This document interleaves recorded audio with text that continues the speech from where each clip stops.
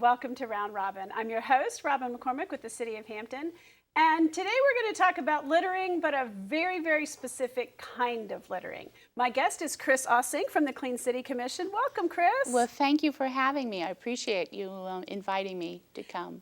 You know, I think littering is an issue and people are somewhat aware of it, but you've got some statistics. I mean, the majority of cigarettes smoked get thrown into the environment. Yes. Like the majority, like almost 2/3. Right. That's wow. right. Wow. Yeah, it's amazing. And it's so little. Yeah, and that's the thing. I think it's tiny and people don't think it's going to be consequential. Yeah. But. Yes, but it is, because one little butt. One little tiny, okay. Actually, it has the filter. It's non-biodegradable, but also it is containing all the carcinogens that we're keeping out of our lungs. Right, right. So all the poisons are in one little concentrated. Concentrated. So even though it's little, it actually has a very, very huge impact. So the impact is, you know, if you were throwing a piece, and a lot of people who wouldn't throw a piece of paper out their car window will still throw that cigarette butt. Yes, and that one butt can contaminate 2 gallons of water and make it toxic, which kills the water fleas that the fish eat. So it actually, and also wildlife. Think it's a little piece of bread. They'll think it's food and try to eat it. They'll use it for a nest. And either way, they're. Yeah. So, and it's most smokers just don't many smokers don't realize that. It's just, you know, it's something you never think about. And it's such a habit. And usually, you know, society doesn't tolerate smoking real well. So a lot of times they're in a hurry. They've got to get back to work. They had to step outside. They are, you know, in the middle of something. They're going somewhere. But we want them to slow down and think about what they're doing with that cigarette butt. And there's really, if you think of it, years ago, most cars had ashtrays in them. Yes. But do you find them in the cars today? Oh, Cris, I never thought of that. There's so an ashtray where are they going to put their cigarette butt when they're finished? So they automatically throw it out the window because they don't want it in the car.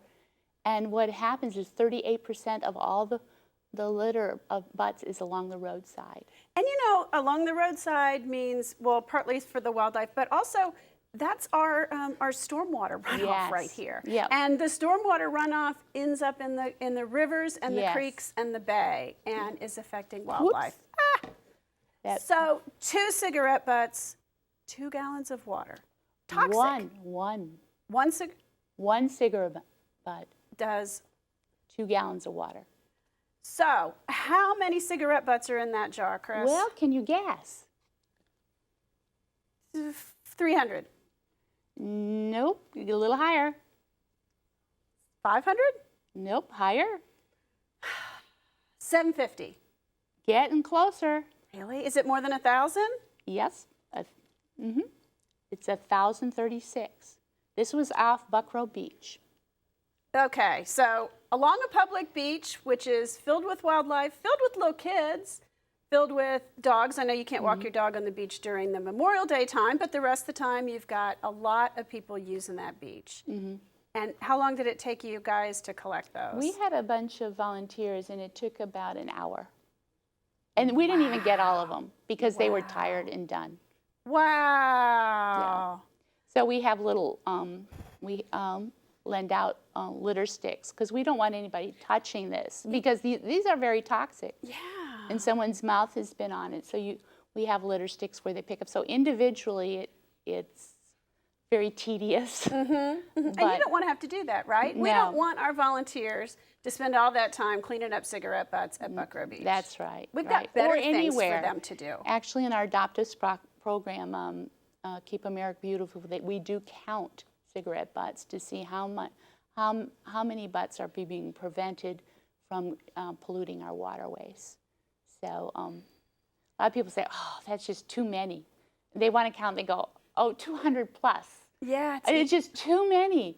So, and I think what we're just focusing on today is to give smokers a place to put their. Right. Okay, so some of the studies have said that, you know, people, when they smoke, if they're more than 31 feet or whatever that number is from a receptacle, they're not going to walk. They're just going to get rid of it. Right. So what are you going to do? So, well, we actually participated in a grant with Keep America Beautiful, along with about 6 other cities in the Hampton Roads area. So this program of cigarette litter prevention program is throughout the area. We're all doing the same campaign. We were able to get 7 receptacles for Buckroe Beach. That is good. That's so important. Yes, so we're totally excited to have a place. This is for our smokers, that they have a place to go. You know, some people, one of my friends, she just uses a Coke bottle and sticks it in and puts the cap on, you know, so that it doesn't smell up the carb. But whatever it is, but we are passing out pocket ashtrays at Buckroe Beach throughout the summer when we are there. You know, That's great too. Yeah, so I need volunteers for that to help do that. And we just want to just let people know that we want to help them keep the environment safe for us. You know, sometimes people think, oh, smoking is evil, smokers are evil. They're going to smoke, and they understand the health risks, and they're making that choice. And a lot of times people are trying to quit, and it's a very, very difficult process. Yes. But they don't have to litter. We can help make it easier for them to dispose of those butts safely. And I believe it's something like 41% of smokers said that their businesses provide no place for them to put their cigarette butts. We're just asking for trouble then, aren't So, we? I mean, when you think of it, with not having it in the car, but you are able to, you know, there are pocket, you know, where you can put it in your drink. There are ashtrays that you can put in your cup holder sort of size. Okay. And we have, or you can use, like, you know, a pocket ashtray and dispose them in the trash. Right. You know, not on the ground or in the waterways. But I think if people knew what it did for the environment, I think, and just making our place look nice, you know, I think it'd make a really big difference. And I believe most people want that. I think they want to do the right thing. Oh, I yeah, think we just I do. have to make it easier for people to do it hasn't been thing. easy, and it's amazing that Buckroe Beach didn't have any receptacles except at the fishing pier. Yeah. But we have 2 new ones at the fishing pier also. So. Oh, that's good. Yep. That's good, because people spend a lot of time there. Yep. It's a long-term thing. That's a long-term. So, but it's been a wonderful part of the program is we pre-scan where we put the receptacles. You know, citizens might be interested why we chose where we put them. You looked where there were collections of cigarette butts. We actually did a pre-scan. Buckroe Improvement League volunteers came out and pre-scanned and counted all the butts in certain areas, and we found where most cigarette butts were at Buckroe Beach, was right before the playground entrance. Oh yeah. Near the restroom.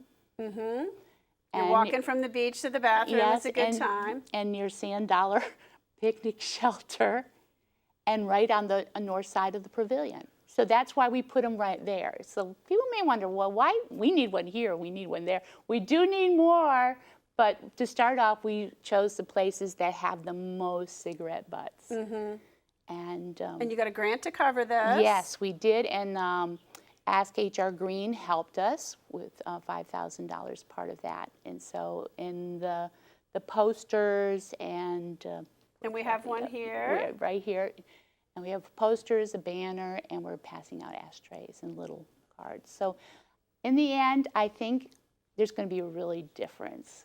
And I hope so. I think, you know, that would make a huge difference. I mean, people who really wouldn't throw out a piece of paper, but at least a piece of paper, I mean, it's got some bleach in it, it's got a few bad things, but it's somewhat biodegradable. But a cigarette butt is, even though it's smaller, is so much worse for the environment. It's so tiny that it's just... So it would pollute the soil, it would pollute the water, And I think we all want a healthier Chesapeake Bay. We want the seafood. Yes, We want to be yes. able to go fishing. We want to be able to go to the beach. I mean, Right, it's recreation, it's business. Right. This area depends on having clean waterways. Yep. Okay. Well, thank you. So you're teaching people that cigarette butts equal litter. They forget that sometimes. Yeah, that's they the think, part oh, it's so that small. It's so small, but it's so big. All right. So also I'm going to say then, you know, keep your butts off the beach. Keep them out of the water. Yes. Take care of those cigarette butts. It is a problem for the environment. Yes, and I would say the cigarette butt deserves a better end in a receptacle. There you go. Yeah. Okay. Thank you, Cris. I appreciate you coming by. Okay. Thank you so much. It's been a pleasure. And thank you for listening. I hope you understand that cigarette butts are very, very toxic for the environment, and we want to dispose of them properly in a receptacle, in a trash can, in something that's not going to make its way into our water streams. And the Clean City Commission is making it easier for smokers to do that at Buckroe. Look for those receptacles and use them. Thanks for watching.